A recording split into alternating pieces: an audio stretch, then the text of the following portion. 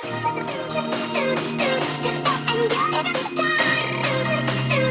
everyone, welcome to the SME podcast, and I am your host Ayomide Omolara, and we'll be bringing you discussions on small and medium enterprises. We'll be exploring the world of SMEs just to get ideas of how they grow, challenges they face, and other aspects of SMEs. So today with us we have the ED, the Executive Director of Medicheck Screening Health Suite with us, and she's going to be telling us her experience of how she has been running her business for over 7 years. Yes. So today we have with us Mrs. Owolabi. Welcome, ma. Thank you for obliging to our call. We really appreciate your presence with us today, ma. Thank you very much. So, we'd like you to introduce yourself and tell us how you started the entrepreneur journey, what it was like, and what inspired you to start a business. My name is Owolabi Omobola, working with Medicheck Screening Suite in GRA Kecha, Lagos. I started working with doing industries actually long time ago. And from there, I worked with a financial institution and a consultancy firm for like 2 years before I eventually went into Unilever, where I worked for 2 decades. I did BSc biochemistry and then MSc also in biochemistry, and with lots of leadership training courses along the way. Now, working with Medicheck Screening Suites was actually born out of my readiness to leave, the organization where I was working. That was in 2017. But prior to that, I'm married to a medical doctor who actually started that in 2015. So I had like 2 years preparatory period before I moved out. I currently manage the strategy and business development aspect of the business.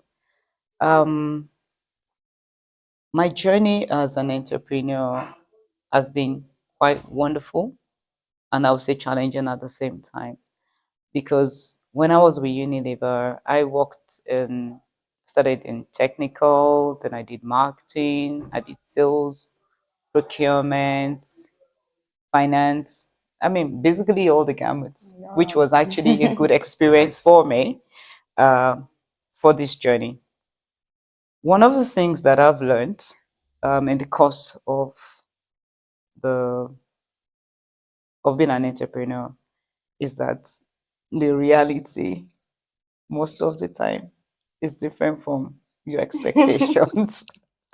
It's different from your expectations, and I would say that over the period of 7 years, it's been up and down, but eventually, well, close to where we actually wanted to be. Okay, can you tell us some of the challenges you faced in business? Because I know business is not something that just flows naturally like that. There are days that some things are high, some days it looks like everything's done. You're like, oh my God, who sent me to even start this business? So, ma, can you just give us those challenges and how you broke through those challenges? Ah, I think that's what she said. Okay, how you started. you know, I said the reality sometimes is different from your expectation. Yeah. When we started in 2017, 2018, there are times that we may not, even in a week, we may not attend to maybe 2 or 3%. But one of the things that actually helped us was that in that space of the 2 years before I joined, we've got some businesses outside the organization. The kind of business we do is what you call on-site services or off-site services. And off-site services means that people come into your facility for their medical checkup, either food and last tests, pre-employment, annual medicals. Um, and we also have what you call on-site, meaning you have to go to the client to attend to them. So we have some clients that we have to go to, and some of the proceeds has actually helped and kept us going. So even if we don't have people coming into the office per se, we still have businesses out there that can actually help. So this was a bridge, sort of, in managing our financial position at that time. But when I discovered that at the end of the month, salaries are accruing, rentals, all the costs are coming through, I just had to get off my butt and become the foot soldier. So I find myself knocking on doors, sometimes as early as 5 a.m. I will head out, Lekki Free Trade Zone. I'll be there by before 8 a.m. to see the next client. Sometimes I'll go all the way to Abeokuta. Wherever I can get somebody to listen to me, I go there. One of the fateful days, I had to sit down, check all the people that I know, and started calling. This is what I do. I need business. I need business. So that's how I had an appointment with two of my friends. They were my ex-colleagues actually, but we were really good friends while we were all working together. And then when I went into this organization, I would say as God will have it, it's like He just arranged everything on that particular day. I went to see their HR manager and something, I mean, I will never forget. After talking to him, I actually thought, oh, he's ready to listen to me. And I said, you know what? I've listened to you. I've got a job for you right now, and I need you to start. But before you start, I need you to meet my MD. And I was like, what are we talking about? I came here looking for a job. You are telling me that you want to employ me.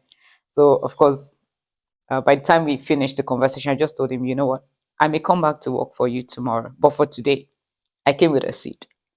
And that's it. I need you to water it for me so that this business, Medicheck Health Screening Suite, is also going to be as big as your organization. And the man looked at me and said, okay, that's a deal. So, and before I knew it, he opened the door, gave us opportunities. We're still working with them today, to be honest. And that is the spinner for me. That's one of the greatest things that happened to us at Medicheck Health Screening Suite. The lesson for me there is value people, value relationship. Any opportunity that comes to you, don't discountenance it. Make the best out of it. And that might just be what you need to set you going. Awesome. So, what's your marketing strategy like? Because I remember when you said when you started, you were the food soldier, and obviously for 7 years now, you can't still be the food soldier. I'm sure you've employed people to take up that area. You might just be in maybe like few involved in few, but what's your marketing strategy now? Not anymore. So, of course, as we grew, at a stage, you need to ask yourself, how much money do I have? Can I employ more people? So, but as we grew, we had to employ more people and we had to break the market into groups. We had the corporate part of it, which I still do today. Then we had the business to doctors part of it. We had the hotel part of it. We had to break them into different segments, and there are different people handling that right now. And one of the things we leveraged on, which I think really spinned, was just shortly before the COVID. One of them actually mentioned to us that let's make use of the digital space. So we have a Instagram handle now, Medicheck Suite. It's available on Instagram. We're on Facebook. The biggest one for us actually is our website. The biggest one for us right now is our website. And on the website, you can go to www.medicheckng.com. We're there where we've listed all our services.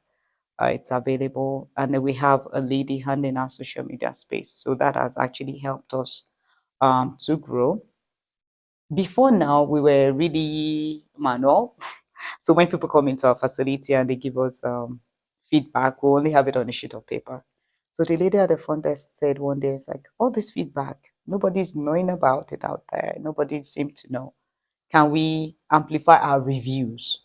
So we now had to develop a QR code such that when anybody comes in, either good feedback, negative feedback, whatever it is, we just tell them, just put it out there. And that has actually helped us. I think today we have a rating of 4.7 based on all the feedback that we have. Some are 3, some are 4, but most of it are Yeah. actually fine. Yeah, in terms of Great. the feedback we got. Awesome. So, Ma, can you tell us how you handle customer feedback? Because I know women being we are difficult, and no, you can't satisfy everyone, no matter how you try to please them 100%. There's just some people that are natural critics, like they don't see anything good, they're just naturally troublesome. So, how do you undo such people? How do you undo complaints? How do you undo their feedbacks? Yeah. I think three examples came to mind readily. The first one is a friend of mine, actually, my ex-colleague. She came with her husband, and but on this particular day, she was really freaky, critical. Oh, this is the seat must be comfortable. You know, it could be as the seat could be comfortable, or it's my waiting time today, or some other people met me here. How come they left before me? I thought once I come in here, everybody has attended to me and all that. So you have some people like that.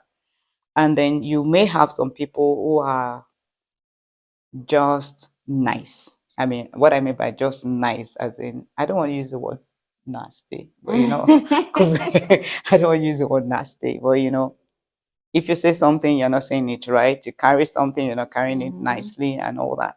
We have them. But one experience that I won't forget is an experience of a lady who was pressed for time. I think in her mind, it's just a jiffy. I come in, I go out, I present my card, you attend to me. But on this particular day, because we didn't know she was coming, she was not pre-booked. Okay. So she came in and said, okay, let me just do my annual medicals. It took a while to get approval. And because it took a while to get approval, she kept looking at her time. Now, she didn't worry so much about the HMO. She was particular about us not attending to her. She spoke French. Wow. She spoke French. But the good thing was that the lady at the front desk was just smiling all through. It was almost coming to a scene, but the people around you noticed what was happening and they were trying to see how the situation would be managed. All of a sudden, she just got up, carried her bag, and said the HMO is rubbish, and the people she came to see here, there's no difference. But this lady was nice enough. She followed her through and was apologizing and managing her, smiling to her. By the time she got to the gate, they were about to open the gate to her. Our approval code came through. Okay. And you know, all of a sudden, she calmed down, reversed, got back in. And then she went to the customer service lady and gave her a hug and said, I don't even know what came over me. I know I wasn't nice, but you were nice to me all through, you know? And somehow the two of them just struck it up. And she said, you know what? I'll be an ambassador for you guys. When I go back to my office, I'll tell them, you want to do X, Y, Z, just go to this place. Yeah. It could have turned the other way. Yeah. You know, it could have turned the other way. I mean, 3 or 4 people are waiting, and you're focused on just one One person. person. And the good thing is that they understood. Other people were attending to them, but that's just the way we are in the organization. Every one person for us counts. Either you're a domestic staff, either you're a security person who came in for your service, or even an MD of an organization. For us, every client is unique and every client counts. So, Mara, can you tell us what your company culture, organizational culture is, and how do you manage your team? Because I know sometimes also being that people you work with are from different backgrounds and they have their own beliefs. So, how do you manage your team? Um, okay. The central theme for us as an organization, just around 3 things. Number one, customer first. Number two, integrity. And for us, the last one is commitment. Why do I say customer first? For every client that comes in, because they are unique, treat them as an individual. Make everybody feel good with themselves and make sure that you don't discriminate. Number two, integrity of their result, because it's one thing to come smile to everybody and at the end of the day you give them the result that is not Okay. not good. So for us, it's integrity of the result. The quality for us is important, such that when you do any medical test with us, you should be able to present that result in another place or to a doctor or carry out that same result and it will give you the same result. I mean, in different business, in different hospitals. So that is important for us. And the last one is commitment. Commitment to the staff. The staff being committed to the owners of the organization and the owners also being committed to them. So that way it becomes top down and bottom up. So that's what really drives us. And then we have something within the organization when it comes to customer service. You have the internal customer service, you have the external customer service. Whoever you're working with as a colleague is also your customer. So you have to be nice to the person. But we tell ourselves something. We fight internally and we Yeah, win outside. outside. So it doesn't have to be honky dory and good, good. Once we quarrel or fight, it's just about the job. It's not about the person, and it's to make it happen. So that's actually the way our culture is built internally. Yeah. So, just to ask, what has been your biggest challenges in terms of expansion? Because I'm sure not probably the building you even started from is not where you are again. Must have moved and yeah. Yeah, we are. So, what has been challenges in terms of growth or expansion? The challenge with expansion, what's critical to the success of any organization? I'll say that in two parts. You need money. You need money to be able to grow your business. You need money to pay salaries. You need money for expansion. And of course, you must have the right people as well. If you have money and you don't have the right people, it's going to be a struggle. Um, One of the challenges we've had in terms of expansion, especially for us in the medical space, the Checkup syndrome has actually affected us. We have nurses bailing out. We have doctors turnaround of our doctors. It's a bit on the high side, maybe 1 in 2 years. So you need to start over again, to have to set your team. And but one of the great things that has happened to us is that we have some people in the system that can actually train and retrain. And at the end of the day, we still, have the same culture. We have some nurses that have been constant, that they've been quite helpful.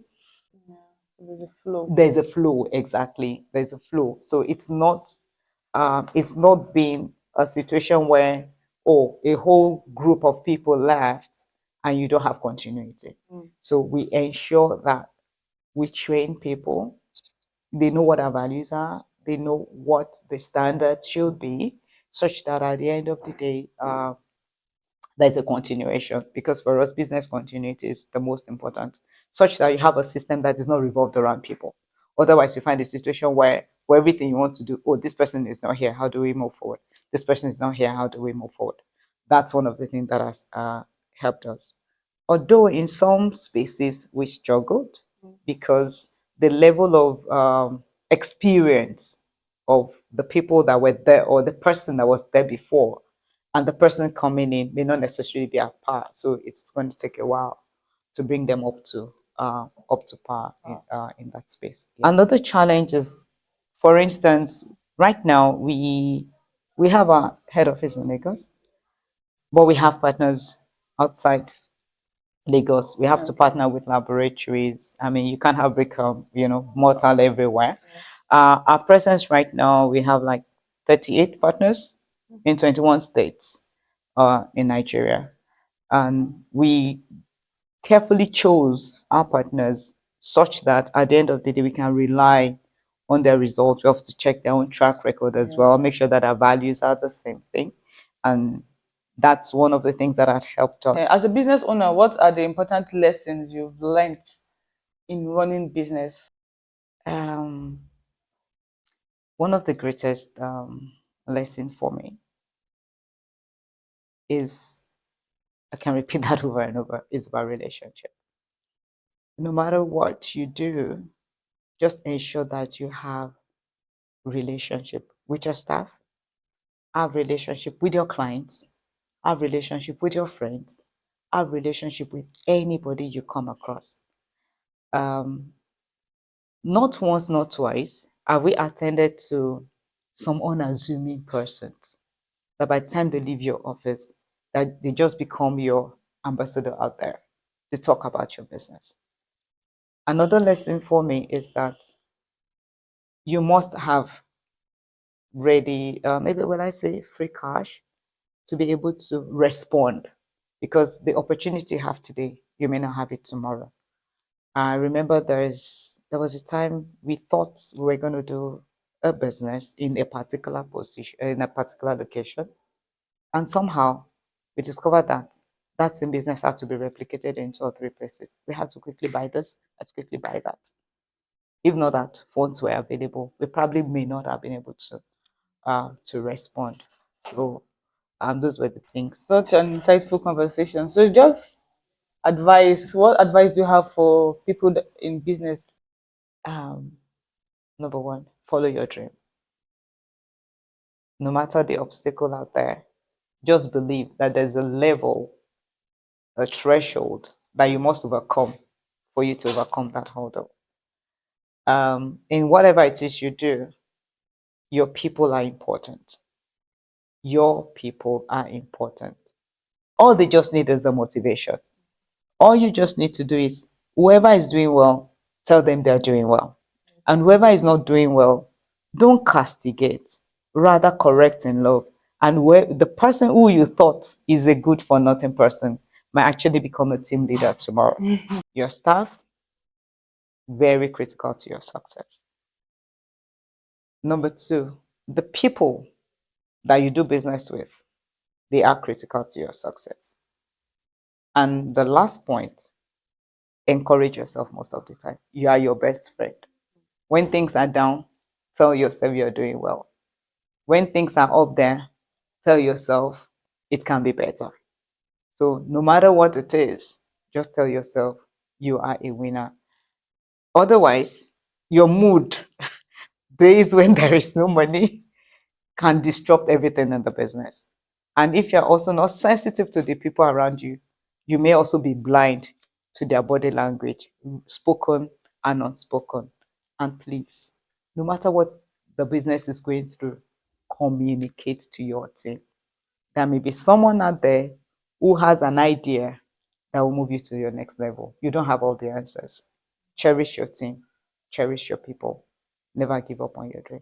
Wow, great, great. Wow, quite an insightful conversation with you, Ma. I learned a lot. One key thing I learned is the power of relationship. Relationship is key in anything you do. Like people, money is not everything, but people, having people and keeping relationship with them could break you free. And I'm sure we all learned a lot from today's episode. Because we've come to the end of today's episode. Follow us on our social media at Successful Nigeria Limited. Till we meet again, I remain your host, Ayomide Omolara. Bye for now.